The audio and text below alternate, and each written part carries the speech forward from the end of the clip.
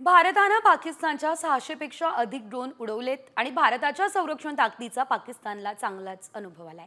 पाकिस्तानकडून सातत्यानं होणारा ड्रोनचा मारा भारतानं परतवून लावलाय। भारताच्या मिलिटरी ठिकाणांवर आणि नागरिक क्षेत्रांवर ड्रोनद्वारे हल्ल्यांची योजना राबवली गेली। या सर्व हल्ल्यांना उत्तर म्हणून भारतीय सैन्यानं जोरदार प्रतिकार केलाय आणि एकाच वेळी 600 पेक्षा अधिक ड्रोन्सला उडवून सुद्धा दिले। या संदर्भात अधिकची अपडेट आमचे प्रतिनिधी विशाल सवने हे देत आहेत। विशाल, आपण बघतोय पाकिस्तानचे 600 ड्रोन पाडले असल्याचं कळतंय, काय अपडेट या संदर्भात?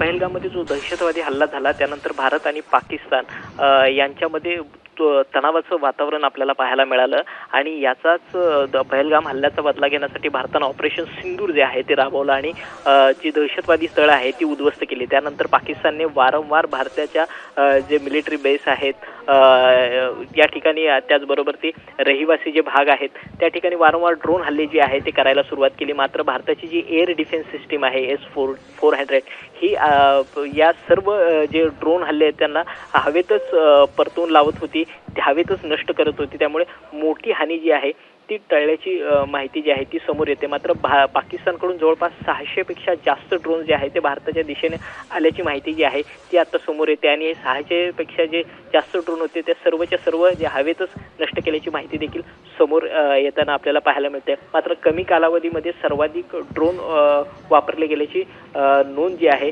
ती या ठिकाणी करावी लागेल। पाकिस्तानकडून अत्यंत कमी कालावधीमध्ये जवळपास 600 पेक्षा अधिक ड्रोन जे आहे ते भारताविरोधात वापरले गेल्याची नोंद जी आहे ती झाल्याची देखील माहिती आपल्याला समोर येते। मात्र हे सर्वच्या सर्व ड्रोन्स जे आहेत ते पाडलेले आहेत, निष्क्रिय केलेले आहेत। निश्चितच धन्यवाद दिलेल्या सर्व सविस्तर अपडेटसाठी। तर आपण बघतोय भारतानं हे 600 ड्रोन जे आहेत ते पाकिस्तानचे पाडले।